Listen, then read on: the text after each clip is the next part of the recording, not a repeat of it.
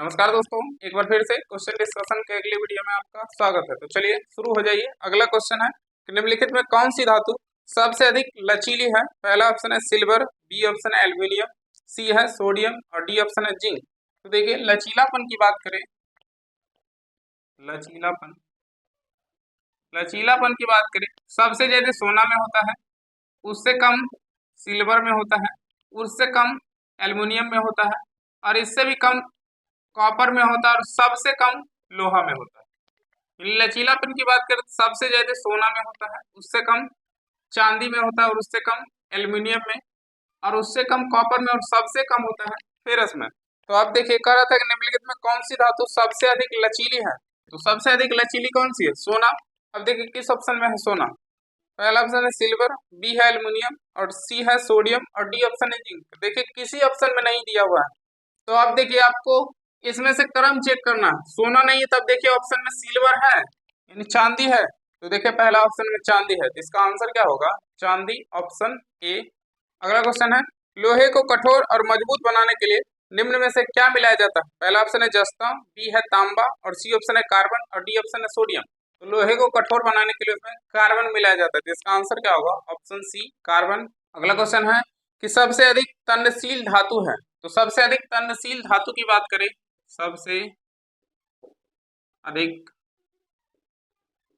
तन्यशील धातु की बात करें, तन्यशील धातु की बात करें तो सबसे अधिक तन्यशील है Au यानी सोना। अब देखिए किस ऑप्शन में है Au?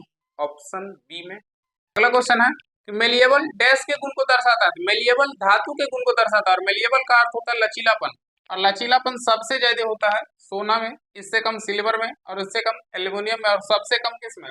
फेरस में। तो मेलिएबल डैश के गुण को दर्शाता है, तो धातु के गुण को, तो इसका आंसर क्या होगा? धातु, ऑप्शन बी। अगला क्वेश्चन है निम्नलिखित में कौन सा सामान्य तापमान पर द्रव अवस्था में होता है। पहला ऑप्शन है सोना, बी ऑप्शन है चांदी, सी ऑप्शन है गैलियम और डी ऑप्शन है जर्मेनियम। तो देखे कह रहा है कि सामान्य ताप पर द्रव अवस्था में होता है, तो सामान्य ताप पर द्रव अवस्था में होता है गैलियम, गैलियम। इसका आंसर क्या होगा? Gallium, option C. अगला क्वेश्चन है एक धातु के उस गुण को क्या कहा जाता है जिसमें उसकी सतह चमकदार होती है। पहला ऑप्शन है आघात वर्णीयता, बी ऑप्शन है कठोरता, सी ऑप्शन है तन्यता और डी ऑप्शन है धात्विक चमक। तो इसका आंसर होगा धात्विक चमक। आघात वर्णीयता की बात करें तो आपको पता है कि धातु में पीट कर चादर बनाने का गुण होता है आघात वर्णीयता, और तन्यता की बात करें तो खींचकर तार बनाने का गुण होता है तन्यता। तो इसका आंसर क्या होगा? ऑप्शन डी, धात्विक चमक। अगला क्वेश्चन है कि धातुओं का वो गुण जिसके कारण उन्हें चपटा किया जा सकता है उसे आघात वर्णीय कहा जाता है। इनमें से कौन सा आघात वर्णीयता का उदाहरण नहीं है? तो देखिए धातु में पीटकर चादर बनाने का गुण होता है, उसे आघात वर्णीयता कहते हैं। तो पहला ऑप्शन है लिथियम फॉयल, बी ऑप्शन है इंडियम पन्नी, सी ऑप्शन है स्वर्ण पत्र और डी ऑप्शन है चांदी फॉयल। तो देखिए लिथियम फॉयल, स्वर्ण पत्र और चांदी फॉयल, इसमें आघात वर्णीयता का गुण होता है और इंडियम पन्नी में आघात वर्णीयता का गुण नहीं होता है, इसलिए इसका आंसर क्या होगा? Option B. अगला क्वेश्चन है कि धातुओं के ऑक्साइड आमतौर पर डैश होते हैं। पहला ऑप्शन है बेसिक, बी ऑप्शन है कम प्रतिक्रियाशील उभयधर्मी ऑक्साइड, सी ऑप्शन है उदासीन और डी ऑप्शन है अम्लीय। तो देखिए धातु के ऑक्साइड की बात करें, धातु के ऑक्साइड, धातु के ऑक्साइड की बात करें तो धातु के ऑक्साइड क्षारीय होता है, क्षारीय। और अधातु के ऑक्साइड की बात करें, अधातु के ऑक्साइड, अधातु के ऑक्साइड की बात करें तो अम्लीय होता है। धातु के ऑक्साइड की बात करें तो क्षारीय होता है और अधातु के ऑक्साइड की बात करें तो अम्लीय होता है। अब इसका आंसर बता दीजिए। पूछ रहा था धातु के ऑक्साइड आमतौर पर होते हैं, धातु के ऑक्साइड आमतौर पर होते हैं क्या? क्षारीय। अब देखिए पहला ऑप्शन है बेसिक, बी ऑप्शन है कम प्रतिक्रियाशील उभयधर्मी ऑक्साइड, सी ऑप्शन है उदासीन और डी ऑप्शन है अम्लीय। तो देखिए अब कहीं क्षारीय नहीं है, तो क्षार को इंग्लिश में लिखा है बेसिक, बेसिक। इसका आंसर क्या होगा? Basic, option A. अगला क्वेश्चन है कि अधातु कक्षीय ताप पर तरल होती है यानी द्रव होता है। अधातु की बात करें, अधातु की बात करें यानी कक्षीय ताप पर द्रव होता है।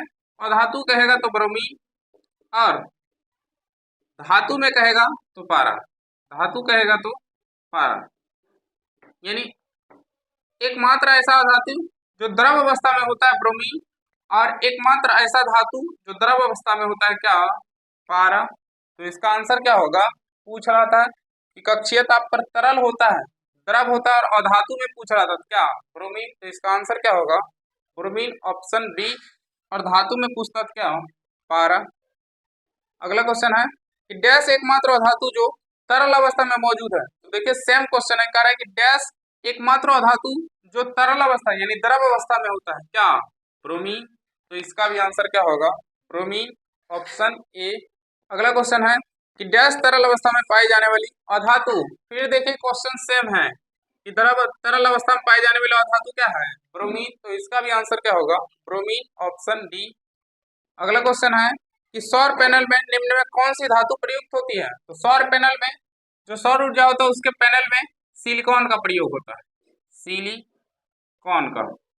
तो अब इसका आंसर बता दीजिए क्या होगा। अब देखिए पहला ऑप्शन है गोल्ड, बी ऑप्शन है सिलिकॉन। तो इसका आंसर क्या होगा, सिलिकॉन, ऑप्शन बी। अगला क्वेश्चन है अधातु के ऑक्साइड प्रकृति में डैश होते हैं। अधातु के ऑक्साइड, अधातु के ऑक्साइड प्रकृति में क्या होते हैं, अम्लीय। तो इसका आंसर क्या होगा, अम्लीय, ऑप्शन बी।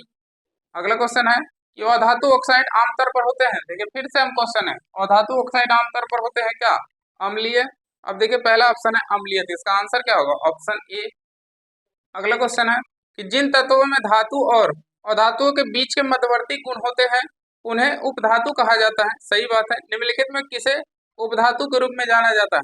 तो आपको कल बताया था उपधातु के रूप में जाना जाता है बोरॉन को, सिलिकॉन को, जर्मेनियम को, आर्सेनिक, एंटीमनी, टेलीरियम और पोलिनियम को। यानी boron, silicon, germanium, arsenic, antimony, tellurium और पोलिनियम को। अब देखिए कह रहा है कि अपधातु के रूप में जाना जाता है। पहला ऑप्शन है कार्बन, तो कार्बन इसमें कहीं नहीं है, तो कार्बन नहीं होगा। ऑप्शन बी है तांबा, तांबा भी नहीं है। ऑप्शन सी आयोडीन, आयोडीन भी नहीं है। और ऑप्शन डी है जर्मेनियम। तो इसका आंसर क्या होगा, जर्मेनियम, ऑप्शन डी। देखिए जर्मेनियम है। अगला क्वेश्चन है कि निम्नलिखित में किसका उपयोग सर्वाधिक आमतौर पर सौर सेलों में अर्धचालक के रूप में किया जाता है। पहला ऑप्शन है जिंक सिलिकॉन का, बी ऑप्शन है गैलियम आर्सेनिक का, और सी ऑप्शन है जर्मेनियम आर्सेनिक का, और डी ऑप्शन है जर्कोनियम टेल्यूरियम का। सौर सेल का मतलब जो प्रकाश ऊर्जा को विद्युत ऊर्जा में बदलता है उसे सौर सेल कहते हैं। तो इसमें अर्धचालक के रूप में प्रयोग करता है गैलियम और आर्सेनिक का, गैलियम और आर्सेनिक का। तो इसका आंसर क्या होगा, गैलियम और आर्सेनिक, ऑप्शन बी। अगला क्वेश्चन है कि निम्नलिखित में कौन सी एक उपधातु है। तो बताइए उपधातु कौन कौन है, boron, silicon, germanium, arsenic, antimony, tellurium और पोलिनियम। अब देखिए पहला ऑप्शन है सीसा, ये नहीं होगा। ऑप्शन बी ब्रोमीन, ये भी नहीं होगा। ऑप्शन सी सोना, ये भी नहीं होगा। और ऑप्शन डी सिलिकॉन। तो देखिए ऑप्शन डी सिलिकॉन, इसका आंसर क्या होगा, ऑप्शन डी। अगला क्वेश्चन है कि डैश को वैद्युत ऋणात्मक तत्व के रूप में जाना जाता है क्योंकि वे इलेक्ट्रॉन ग्रहण करके ऋण आवेशित आयन बनाते हैं। पहला ऑप्शन है मिश्र धातु, बी ऑप्शन है यौगिको, सी ऑप्शन है अधातु, और डी ऑप्शन है मिश्रण। देखिए धातु की बात करें, धातु की बात करें तो धातु के बाह्यतम कक्षा में होता है 1, 2 और 3 इलेक्ट्रॉन।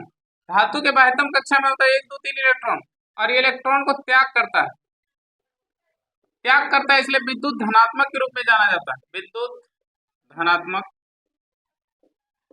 और अधातु की बात करें तो इसके बाह्यतम कक्षा में होता है 5, 6, 7 इलेक्ट्रॉन, और ये इलेक्ट्रॉन को ग्रहण करता है, इलेक्ट्रॉन को ग्रहण करता है, इसलिए इसे विद्युत ऋणात्मक तत्व के रूप में जाना जाता है, विद्युत ऋणात्मक। धातु की बात करें तो इलेक्ट्रॉन त्याग करता है, इसलिए विद्युत धनात्मक तत्व के रूप में जाना जाता है। और अधातु की बात करें तो इलेक्ट्रॉन को ग्रहण करता है, इसलिए इसे विद्युत ऋणात्मक तत्व के रूप में जाना जाता है। अब पूछ रहा था कि डैश को विद्युत ऋणात्मक तत्व के रूप में जाना जाता है क्योंकि इलेक्ट्रॉन ग्रहण करके, तो इलेक्ट्रॉन ग्रहण करके विद्युत ऋणात्मक। तो आंसर क्या होगा, अधातु। तो इसका आंसर क्या होगा, अधातु, ऑप्शन सी। अगला क्वेश्चन है कि अधातु के गुणधर्मों के बारे में निम्नलिखित में कौन सा विकल्प सामान्यतः सत्य नहीं है। पहला ऑप्शन है चालक, बी ऑप्शन है हल्के पदार्थ, सी ऑप्शन है भंगुर, और डी ऑप्शन है मंद एवं दीप्त रहित। तो देखिए कह रहा था कि अधातु के गुणधर्म के बारे में निम्नलिखित में कौन सा विकल्प सत्य नहीं है। तो देखिए धातु की बात करें, धातु की बात करें तो विद्युत का चालक होता है। अधातु की बात करें, अधातु की बात करें तो ये विद्युत का कुचालक होता है। और उपधातु की बात करें, उपधातु की बात करें तो ये विद्युत का अर्धचालक होता है, अर्धचालक होता है। यानी धातु की बात करें तो विद्युत का चालक होता है, और धातु की बात करें तो विद्युत का कुचालक, और उपधातु की बात करें तो यह अर्धचालक होता है। अब देखिए, कह रहा था कि अधातु के गुणधर्म के बारे में निम्नलिखित में कौन सा विकल्प सत्य नहीं है। पहला ऑप्शन है चालक। अधातु कुचालक होता है, चालक नहीं होता है, इसलिए यह सत्य नहीं है। तो इसका आंसर क्या होगा? Option A. अगला क्वेश्चन है कि निम्नलिखित विकल्प में कौन सा उपधातुओं का गुणधर्म है। पहला ऑप्शन है कि ध्वन्यात्मक, बी ऑप्शन है आघातमनीय, और सी ऑप्शन है अर्धचालक, और डी ऑप्शन है तन। तो देखिए, कह रहा था कि उपधातु का गुण है क्या? अर्धचालक। तो इसका आंसर क्या होगा? ऑप्शन सी, अर्धचालक। अगला क्वेश्चन है कि धातुएं विद्युत की अच्छी सुचालक होती है क्योंकि उनमें बहुत सारे ढीले आवंटित डैश होते हैं। पहला ऑप्शन है परमाणु, बी ऑप्शन है प्रोटॉन, सी ऑप्शन है इलेक्ट्रॉन, और डी ऑप्शन है न्यूट्रॉन। तो इसका आंसर होगा इलेक्ट्रॉन।